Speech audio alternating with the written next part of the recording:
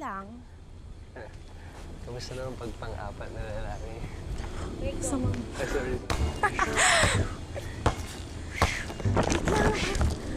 Rick! Uy! So, nandito ka rin pala.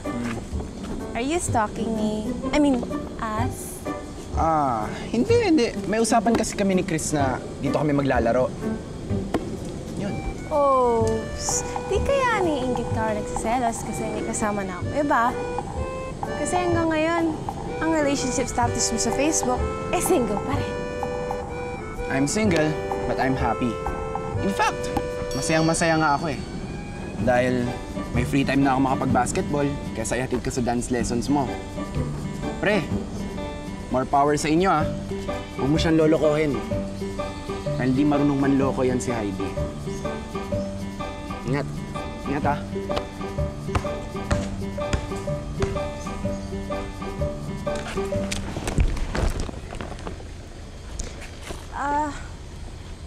Babayaran ko na lang yung natitirang balance ko sa'yo, ah. Ayoko na. Tatapusin ko na yung larong to. Kasi kahit anong ginagawa ko, ganun pa rin si Rick sa akin. Sigurado ka na ba dyan sa desisyon mo? Wala nang babayan? Oo. I'm sorry, na ginamit lang kita. Kasi, alam mo, nahihiya nga ako sa'yo, eh. Kasi wala kang choice. Talagang pinasunod lang talaga kita. Wala yun. Actually, di naman ako diado eh. Nagkapera na ako tapos nagkaroon pa ako ng bagong kaibigan dito sa Maynila. Oh, teka. Wala ka bang naaalala? Di ba, sa college din tayo una nagkita? Siguro, ito na yung chance para ayusin natin yung first meeting natin. Parang back to zero ba? Fresh start. Hi, I'm Nathaniel Antonio Di Magalpok. Nathan for short. Nice name, Nathan. Ako naman si Heidelin Rivera. You can call me Heidi.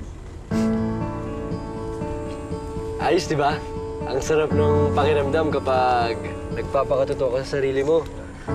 Oo nga, nakakagaan pala ng loob. Sabi ko sa'yo, Ganda pala ng pangalan mo. ganun talaga, made in Tacloban. Sus. Bagay sa'yo. Bagay. Kung ako dyan kay Heidi, titigilan ko na yung pagpapanggap nila ng sudo-suitor niya. Bago pa malaman ni Rick, no? Baka totoo na siya? Eh, kung sabihin mo kaya yan sa sarili mo na mawala na yung problema niyo ni Josh. Ate, magkaiba kami ng kaso. Belinda! Si Jacob, nasa phone. Sige po. Thank you po. Hello, Jacob? Ay, sorry Paalis na rin ako dito. In 10 minutes, nandiyan na ako. Okay lang, walang problem. Papunta na rin ako eh.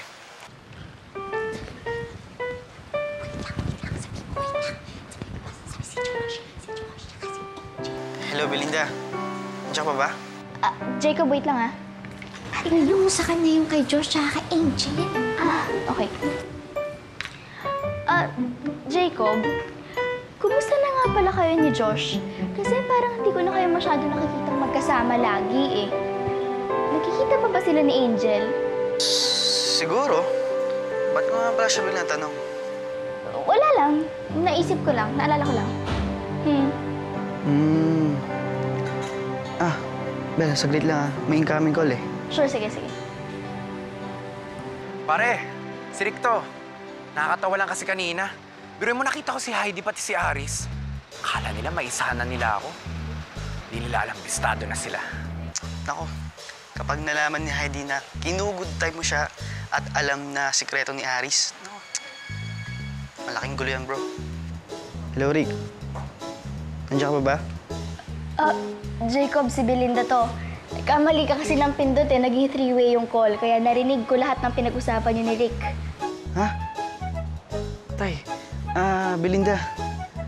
Promise me na hindi mo sasabihin kay Heidi. Sikreto lang namin yun eh. Sure, sige.